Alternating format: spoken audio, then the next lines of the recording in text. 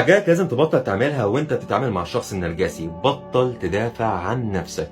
ولازم تعرف نقطة مهمة جدا، ان الشخص النرجسي بيستمد ثقته بنفسه واتزانه النفسي من خلال دفاعك عن نفسك وتبريرك المستمر. هو عارف من قرارة نفسه من جوه ان الاتهام اللي هو اتهمهولك هو ملوش علاقة بيك، بس هو بيتلذذ وبيفرح لما انت بتدافع عن نفسك، علشان ده بيتمثل بالنسبة له في انك خايف على زعله او خايف من نظرتك او من نظرته السلبية تجاهك.